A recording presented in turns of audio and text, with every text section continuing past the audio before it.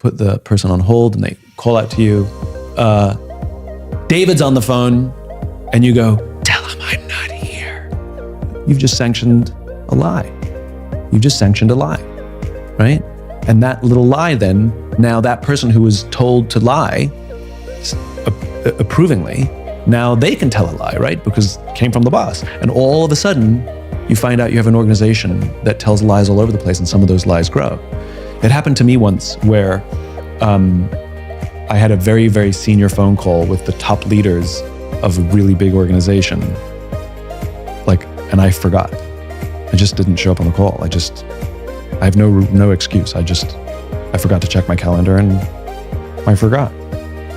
And my assistant at the time, of course, wanted to protect my reputation. And she wrote to them and said, terribly sorry, Simon had another meeting that ran long. And I took her aside, and it was the hardest feedback I had to give because she did it with such good intention. I said, I'm so grateful that you're protecting me and you're protecting my reputation. And I want you to do that, but you have to do that without lying. We cannot lie. You can say, I'm sorry he's late. I'm sorry he missed the call. But you cannot say it's because he was in another meeting, because that's not true. And so it's this, I'll challenge you. You try this, right? Let's look at the time right now, right? It's noon, okay? It's noon on, I don't even know what day it is, Monday, right? You and your entire crew, here's the challenge for all of you, okay?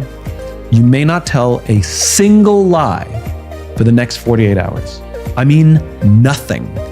And you'll be amazed how difficult it is. You'll be amazed how many little white lies we tell. Like the waiter comes over and 5 minutes before you're saying, oh, this food is so salty.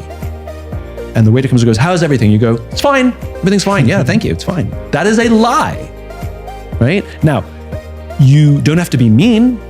There's nothing that says truth has to be brutal. It just has to be true. Try for the next 48 hours and see how hard it is not to tell a single lie. Everyone's going to be walking around asking each other what they think of each other. Now, Simon said you got to be honest. Right, but there's ways of doing it, right? Do these jeans make me look fat? I like the other jeans much better. They're way more flattering. Right? You don't have to hurt people. Also, timing, right? So, a true story. So, I went to see a friend's play, and I could not wait for this thing to end. It was so bad. And I went out, to say hi to her.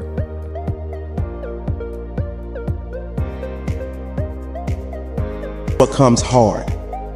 Today I need you to accept the challenge. Today I need you to fall in love with the process. There will be plenty of opportunities to get discouraged, to lose your passion and think that it's not meant to be. But if you're going to reach your destiny, you have to have a made-up mind. If you give up after the first time, or the 5th time, or the 30th time, what that really means is you didn't want it bad enough. There should be something you're believing for that you are relentless. You are not moved by how impossible it looks. You're not discouraged by how long it's taking. You don't give up because people told you no. Your attitude is, if I have to believe my whole life, I am not going to stop believing. I am not going to take no for an answer. I'm not going to settle for mediocrity. I'm going to keep pursuing what was in my heart. And ask ourselves, what do I really want? What do I really want? And write it down.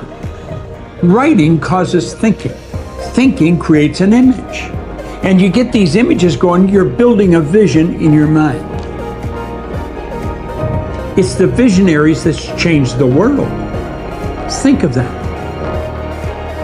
But what keeps that competitive edge, what keeps you on top, is the ability to think and prepare mentally over and over and over again. The body has limitations, the mind does not. We focus so much on what goes on from the neck down that we forget it all starts from here. Everything starts from here. If you're not mentally ready you're never really physically prepared. And that's where the preparation starts. What would your life be like as you look toward the future if you decided, I'm not going to allow my fears to stop me? And I'm saying to you, whatever you got to do it, because if you don't, life is going to whoop you until you surrender. So when you're young and you make mistakes, don't let them eat you up. Because everybody that done made it, you got to fail in order to win. Hey, look, man, to understand how to hit the game-winning shot, you got to miss the game-winning shot. You know, you got to be tough because the road to success is always under construction. It's never a clear path to success. The people who become successful are the people who have a relentless attitude. And you just got to hang in there through the bad breaks, because the bad breaks is coming, but they usually come right before the big break is about to happen. You get a series of bad breaks and it stumbles up a lot of people. My life and my success is to say to anyone, you can stumble, you can fall, you can get back up again.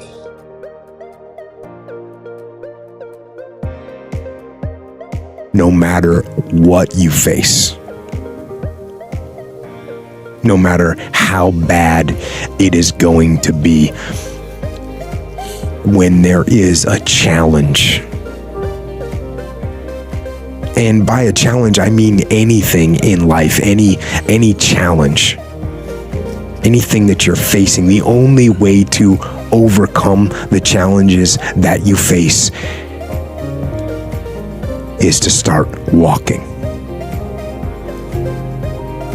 Take that step every day, no matter what you are facing. Get up and start walking. I have the ability to see the end before the beginning even begins. And what that means is I know that to get to the very end, I can see it right now. So before I went to Buds and I was losing all this weight and shit, I saw myself walking across the stage at 191 pounds, because that's where I had to get to get into the door.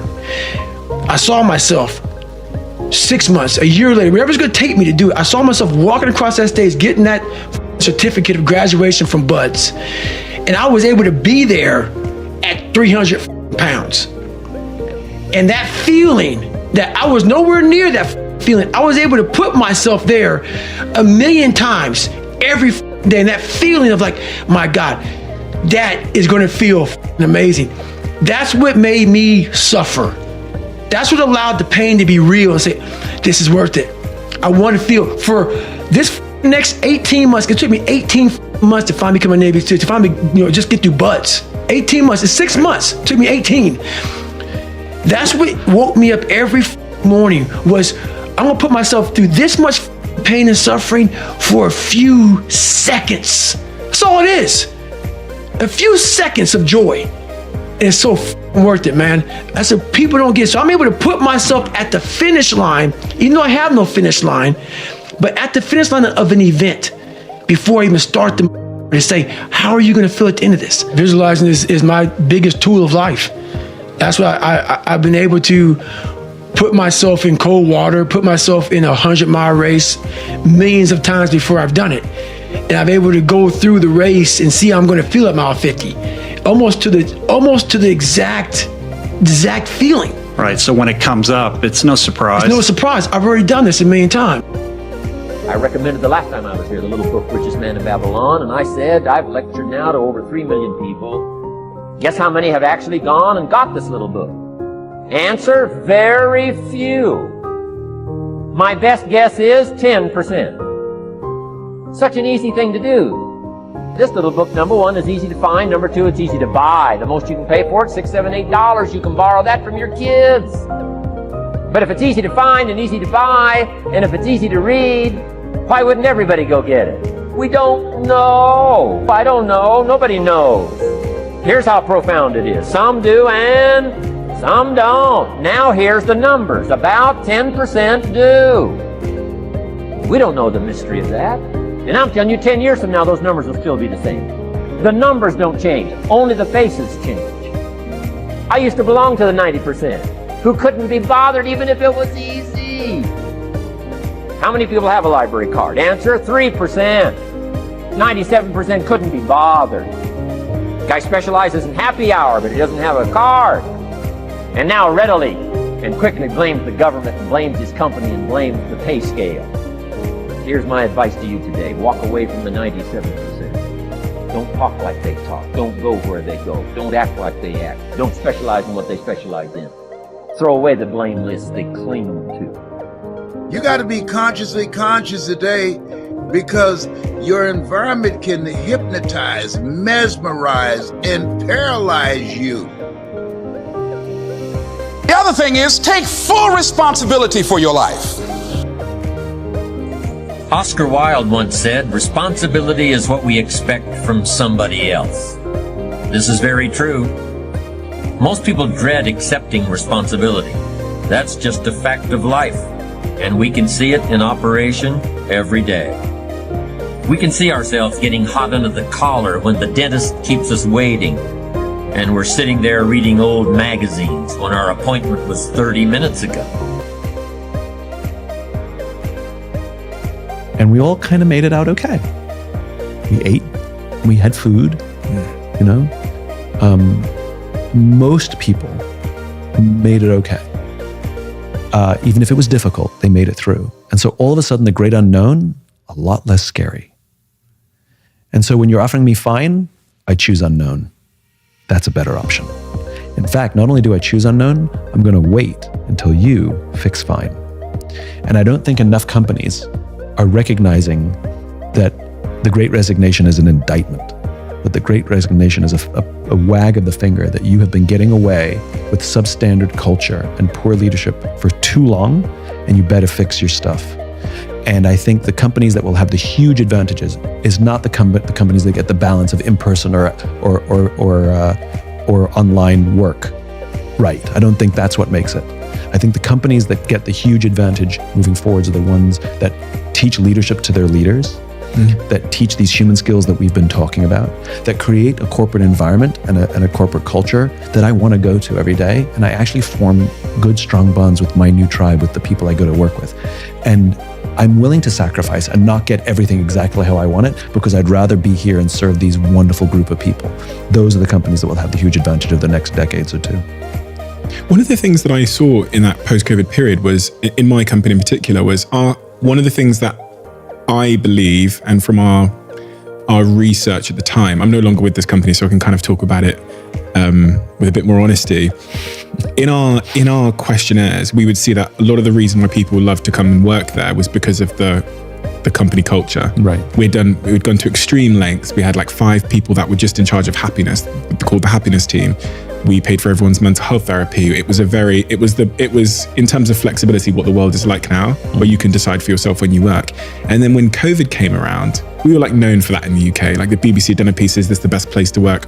When COVID came around, it smashed our USP, because and this is why I almost viewed it as a leveler, because now everyone was working from their laptop at home in their boxer shorts.